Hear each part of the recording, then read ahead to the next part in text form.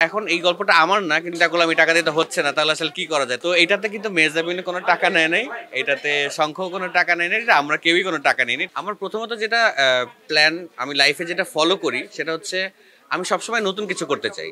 তো আমি আমার নিজের যখন কাজও যদি চিন্তা করি, আমি এজ এ ডিরেক্টর যখন কাজ করা শুরু করলাম, তখন আমি যেই কাজই করতাম এটা কীভাবে নতুন করা যায় সেটাই প্ল্যান করতাম। যেমন আমি একটা ফিকশন বানাইছি 2013-এ, টেলিফিল্ম অল টাইম দৌড়ের উপর, ওইটা খুবই প্রমিনেন্টলি হিট করে তখন এয়ারটেলের। তারপরে বিকালবেলার পাখি, ওইটাও এত নতুন ছিল আইডিয়া ওয়াইজ, তখন আসলে অনেক অন্য রকমের গল্প হয়। প্রত্যেকবার আমি গল্পগুলোর একটা প্রেশার নিয়ে চেষ্টা করি যে নতুনভাবে কীভাবে নিজেকে উপস্থাপন করা যায়। তো এই গল্পটা আমার না, কিন্তু আমি আসলে এমন নতুন গল্পটা যখন আসছে আমার কাছে, তখন আমি লোভটা সামলাতে পারিনি, যেখানে মনে হয়েছে যে না, এই গল্পটা আমার থাকতেই হবে। এখন সেটার সাথে আসলে কি করা যেতে পারে, কিভাবে এই গল্পটা আরো সুন্দর করে বানানো যায়।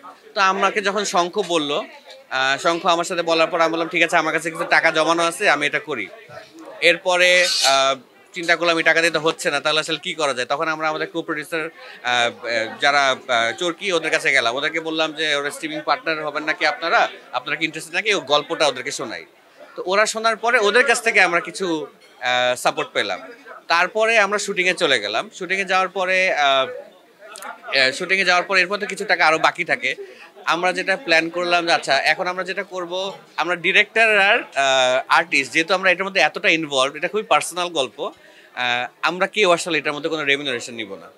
তো এটাতে কিন্তু মেহজাবিনে কোনো টাকা নেয় নাই, এটাতে শঙ্খও কোনো টাকা নেয় নাই, এটা আমরা কেউই কোনো টাকা নিইনি। এটা আমার পুরো প্রজেক্টে যতটুকু টাকা আমাদের জমানো ছিল এটাকে ইনভেস্ট করা হয়েছে এখানে। অ্যান্ড এটা আমার জন্য আসলে একটা চ্যালেঞ্জ। ফিল্ম মেকিং আমার কাছে মনে হয় সবসময় তো একটা চ্যালেঞ্জ, এটা চ্যালেঞ্জের মতোই কাজ করে, যে নতুনভাবে কীভাবে নতুন গল্প বলা যায় মানুষের কাছে, সেইটা নতুন গল্প কীভাবে পৌঁছানো যায়, কীভাবে মানুষকে এই আর্টের থ্রুতে মানুষকে কোয়েশ্চেন করা যায়, সোসাইটিকে বদলানো যায়, অনেক কিছু আছে তো গল্পের মধ্যে। তো এই গল্পটা এই জন্য আর কি এভাবে প্ল্যান করা। অ্যান্ড তারপরে এই রিস্কটা আমরা নেই। এরপরে আমাদের কাছে ফাইনালি আসে, যেহেতু কি বলে, স্কোয়ার আসে। স্কোয়ার আমাদেরকে হেল্প করে, ওনারা আমাদেরকে নিবেদিত এখানে আছেন। এরপরে বিকাশ অ্যাড হয়।